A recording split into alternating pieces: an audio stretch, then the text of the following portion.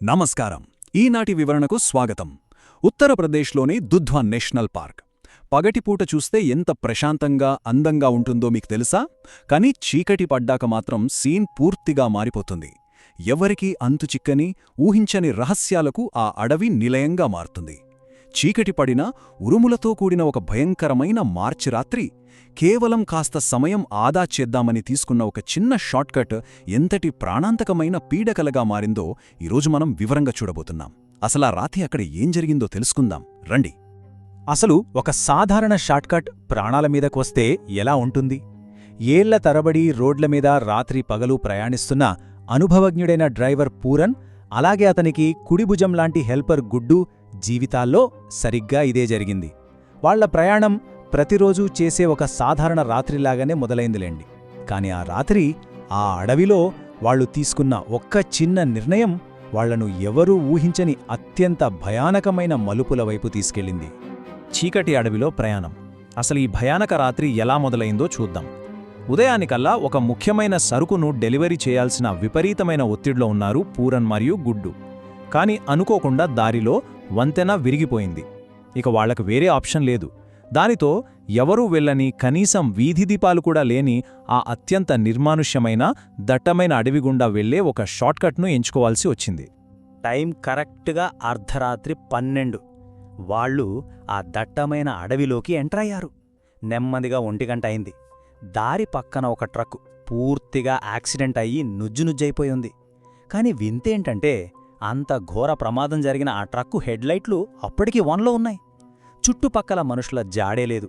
సరే, ఆ కన్ఫ్యూజన్ నుండి తేరుకొని వాళ్ళు కొంచెం ముందుకు వెళ్లారో లేదో, కరెక్ట్గా రాత్రి 1:30కు అడవి నిశ్శబ్దాన్ని చీల్చుకుంటూ డామ్ మని ఒక పెద్ద శబ్దం. వాళ్ల సొంత ట్రక్కు టైర్ పేలిపోయింది. విరిగిపోయిన ట్రక్కు రహస్యం. ఆ విరిగిపోయిన ట్రక్కును దారిలో చూసినప్పుడు కారు చీకటి కదా, ఎవరో దొంగలు దాడి చేసుంటారేమో అని పూరన్ భయపడ్డాడు. అందుకే ఎక్కడా ఆపకుండా వేగంగా వచ్చాడు. కాని విధి చూడండి, వాళ్లను అక్కడే ఆపేలా చేసింది. టైరు పేలిపోవడంతో కీచురాళ్ల శబ్దం తప్ప మరేమీ వినిపించని ఆ దట్టమైన అడవి మధ్యలో వాళ్లు తప్పనిసరిగా ఆగాల్సొచ్చింది. బయట చూస్తేనేమో కళ్ళు పొడుచుకున్న కానరాని చీకటి. ఆ టైరు మారుస్తున్న కొద్ది నిమిషాల్లోనే భయానక అనుభవాలు మొదలయ్యాయి. ఆ నిశ్శబ్దంలో ఎక్కడి నుండో వింత వింత గుసగుసల శబ్దం వినిపిస్తోంది. వెనుక టైర్ దగ్గర వణుకుతూ పనిచేస్తున్న గుడ్డుకు సడన్గా ఒక పెద్ద నల్లటి నీడ కదిలినట్లనిపించింది. దానికి తోడు ఒంట్లో రక్తాన్ని గడ్డకట్టించే అంత చల్లటి గాలి వాళ్ల పక్కనుండి రైమని వీచింది. ఒక్కసారిగా గుడ్డుకి భయంతో చెమటలు పట్టేశాయి తెలుసా. వెంటాడే చీకటి నీడలు. ఇక వాళ్లు ఏమాత్రం లేట్ చేయకుండా హడావిడిగా టైర్ మార్చేసి ప్రాణభయంతో మళ్లీ ముందుకు బయలుదేరారు. అంతా సవ్యంగానే ఉందనుకుని గుడ్డు భయంతో సైడ్ మిర్రర్లో వెనక్కి చూశాడు. అంతే, కదులుతున్న వాళ్ల ట్రక్ వెనకే ఆకారం లేని ఒక భయంకరమైన నల్లటి నీడ అతి వేగంగా పరిగెత్తుకుంటూ వస్తోంది. అసలా దృశ్యం చూస్తే వాళ్లకి గుండె ఆగినంత పనైంది. ఇక్కడే పూరన్ చెప్పిన ఒక అద్భుతమైన మాటను మనం లోతుగా అర్థం చేసుకోవాలి. వాటి బలం మన భయమే. మనం భయపడితే అంతా ఖతం.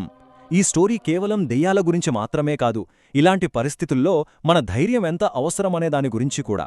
అతీంద్రియ శక్తులు ఎప్పుడూ మన భయాన్నే క్యాష్ చేసుకుంటాయని పూరన్ గ్రహించాడు. మన మైండ్ కంట్రోల్ తప్పితే ఇక రియాలిటీకి, భ్రమకి తేడా తెలియదు. ధైర్యంగా నిలబడటమే ఇక్కడ బ్రతికి బట్టకట్టడానికి ఉన్న ఒకే ఒక్క దారి. కాని వాళ్ల ధైర్యం ఎంతోసేపు నిలవలేదు. అకస్మాత్తుగా వాళ్ల ట్రక్ ఇంజిన్ ఆగిపోయింది. అప్పుడే వాళ్లకొక భయంకరమైన దృశ్యం ఎదురైంది. ఇంతకుముందు వాళ్లు దారిలో వదిలేసి వచ్చిన ఆ యాక్సిడెంట్ అయిన ట్రక్ ఉంది కదా, అది రక్తం రంగులో హెడ్లైట్లు వెలుగుతూ, చెవులు గిల్లే అంత పెద్ద శబ్దంతో హారన్ మోగిస్తూ వాళ్ల వైపు వేగంగా దూసుకురావడం మొదలుపెట్టింది. అసలు భయంకరమైన విషయం ఏమిటంటే, ఆ ట్రక్కును ఎవరూ నడపడం లేదు.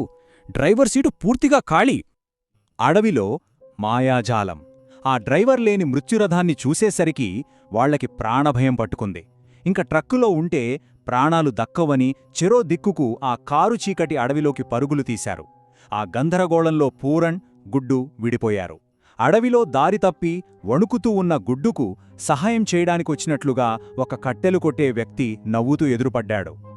జానపద కథల్లో విపరీతంగా వినిపించే ఒక పదం గురించి మనం ఇక్కడ తెలుసుకోవాలి. అదే ఛలావా. ఛలావా అంటే ఒక మాయ లేదా మోసపూరితమైన ఆత్మ. ఇది నేరుగా వచ్చి మన ప్రాణాలు తీయదు. దారి తప్పి భయంతో ఉన్నవారికి ఆశ్రయం కల్పించేవారిలా లేదా తెలిసినవాళ్లలా మారిపోయి వారిని మానసికంగా ట్రాప్ చేస్తుంది. గుడ్డుక్కూడా ఆ కట్టెలు కొట్టే వ్యక్తి రూపంలో ఈ మాయే ఒక ఆకర్షణీయమైన వల విసిరింది. మాయకు వాస్తవానికి మధ్య ఉన్న తేడా ఎంత భయంకరంగా ఉంటుందో ఇక్కడ మనం చూడొచ్చు. గుడ్డు కళ్లకు ఏం కనిపిస్తోంది? ఒక వెచ్చని గుడిసె, ఎంతో ఆప్యాయంగా మాట్లాడుతున్న ఒక మనిషి. అతనా భ్రమలో పడిపోయి నెమ్మదిగా మునిగిపోతున్నాడు. కాని అతన్ని వెతుక్కుంటూ వచ్చిన పూరం చూస్తున్న రియాలిటీ వేరు. అక్కడ గుడిసెలేదు, ఎవరూ లేరు. కేవలం ప్రాణాలు తీసే చీకటి అడవి మాత్రమే ఉంది. పూరన్ వెంటనే వెళ్లి గుడ్డును గట్టిగా లాగి ఆ మాయ నుండి బయటకు తెచ్చేసరికి ఆ కట్టెలు కొట్టే వ్యక్తి గాలిలో కలిసిపోయాడు. దెయ్యాల ట్రక్కుతో పోరాటం. ఆ మాయ నుండి బయటపడ్డారో లేదో ఆ కారు చీకటిలో దూరం నుండి మళ్లీ ఆ ఎర్రటి హెడ్లైట్లు వాళ్ల వైపే వేగంగా రావటం కనిపించింది. ప్రాణభయంతో ఇద్దరూ వెనక్కి పరుగెత్తుకుంటూ వచ్చి తమ ట్రక్కు ఎక్కేశారు. వెనుక మృత్యువు తరుముకొస్తోంది. గుడ్డు వణుకుతున్న చేతులతో కీతిప్పాడు. ఏంటి ఆశ్చర్యం! ఆఖరి నిమిషంలో ప్రాణం పోసుకున్నట్లుగా ట్రక్కు ఇంజన్ ఒక్కసారిగా స్టార్ట్ అయింది. కాని వాళ్ల ఆనందం క్షణాల్లో ఆవిరైపోయింది. వెనక నుండి ఆ దెయ్యాల ట్రక్ వేగంగా దూసుకొస్తోంది. సరే, ముందుకు వెళదామని యాక్సిలరేటర్ నొక్కబోతే ట్రక్కు ముందు అద్దానికి అతి సమీపంలో రక్తంతో తడిసిపోయి భయంకరమైన గాయాలతో ఉన్న ఒక మనిషి అకస్మాత్తుగా అడ్డుగా నిలబడి ఉన్నాడు. ముందుకు వెళ్తే ఒక ప్రాణం పోతుంది, వెనక్కి వెళ్లే ఛాన్స్ లేదు. అదొక ఇంపాసిబుల్ సిచ్యువేషన్. సరిగ్గా ఇక్కడే పూరన్ మైండ్లో జరిగిన ఒక పెద్ద పోరాటం గురించి మనం మాట్లాడుకోవాలి. ఆ కొన్ని సెకండ్లలో వాడికి చచ్చేంత భయం వేసింది. కాని వెంటనే ఆ అడవిలో అంతకుముందు ఎదురైన మాయను గుర్తు చేసుకున్నాడు. ముందున్న ఆ రక్తపు మనిషి నిజం కాదని, అది తమను ఆపడానికి వేసిన ఇంకొక ఛలావా అని స్ట్రాంగ్గా ఫిక్స్ అయ్యాడు. ఇక ఏమాత్రం సంకోచించకుండా యాక్సిలరేటర్ను గట్టిగా తొక్కేశాడు. ట్రక్కు ఆ మనిషి గుండా దూసుకుపోయింది. అవును, పూరన్ నమ్మినట్లే అదొక మాయ మాత్రమే.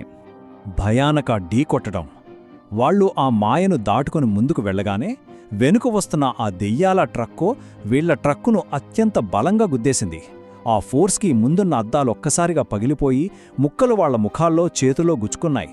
ట్రక్కు పూర్తిగా అదుపు తప్పుతోంది. ఇద్దరికీ తీవ్రంగా గాయాలయ్యాయి. రక్తాలు కారుతున్నాయి. ఇక ఈ రాత్రితో తమ కథ ముగిసిపోయిందని వాళ్లు భావించారు. ప్రాణాలు కాపాడిన గుడి, సర్వం ముగిసిపోయింది అనుకుంటున్న ఆఖరి క్షణంలో ఒక చిన్న ఆశాకిరణం. చీకటిని చీల్చుకుంటూ రోడ్డు పక్కన ఒక చిన్న గుడి కనిపించింది. అందులో మినుకుమినుకుమంటూ ఒక దీపం వెలుగుతోంది. పూరనది చూడగానే ఒంట్లో మిగిలి ఉన్న శక్తినంతా కూడదేసుకుని స్టీరింగ్ను ఒక్కసారిగా ఆ గుడివైపు అత్యంత బలంగా తిప్పాడు. వాళ్లు ఆ గుడి పరిసరాల్లోకి చేరుకోగానే ఒక గొప్ప వెలుగు ఆ గుడి వెనక నుండి కళ్ళు చెదిరే కాంతి వెలువడింది. ఆ వెలుగు ఆ దెయ్యాల ట్రక్కును తాకగానే కాస్త సమయం తీసుకుని చూస్తే అంతా నిశ్శబ్దం. వాళ్ల ప్రాణాలు తీయడానికొచ్చిన ఆ మృత్యురథం, దాని భయంకరమైన హారన్ శబ్దం అన్నీ ఒక్కసారిగా గాలిలో కలిసిపోయాయి. కీచురాళ్ల శబ్దం తప్ప అడవిలో మళ్లీ పూర్తిగా ప్రశాంతమైన నిశ్శబ్దం అలుముకుంది. మరుసటి రోజు ఉదయం తెల్లవారాక వాళ్లు నెమ్మదిగా బయటకొచ్చి చూస్తే షాక్. వాళ్ల ట్రక్కు చక్రాలు పూర్తిగా ధ్వంసమైపోయాయి. కేవలం ఇనుపరిమ్లు మాత్రమే మిగిలాయి. అసలు ఆ స్థితిలో ట్రక్కు ఆ గుడి వరకు రావడమనేది ఏ సైన్స్కి, ఏ లాజిక్కి ఏ మాత్రం అందని విషయం. కరెక్ట్గా అప్పుడే ఆ గుడిలో దీపం వెలిగించడానికి ఒక పెద్దాయనొచ్చాడు. ఆ రాత్రి జరిగిన సంఘటనల వెనుకున్న మర్మమంతా ఆయనే వాళ్లకు వివరంగా విప్పి చెప్పాడు. ఆ పెద్దాయన చెప్పిన ఫ్లాష్ బ్యాక్ వింటే మీకు ఖచ్చితంగా వెన్నులో వణుకు పుడుతుంది. ఏంటంటే, చాలా కాలం క్రితం ఆ వృద్ధుడి సొంత కొడుకు ఇదే దుధ్వా షార్ట్కట్ గుండా ప్రయాణించాడు. ఒక పెద్ద ప్రమాదానికి గురై ఆ ట్రక్కులోని ఇరుక్కుపోయి ఎవరి సహాయమందక అక్కడే ప్రాణాలొదిలాడు. అప్పట్నుండి ఎవరూ లేని ఆ అడవిలో అతని ఆత్మ ప్రతి రాత్రి ఎర్రటి హెడ్లైట్లతో వేటాడుతూనే ఉంటుంది.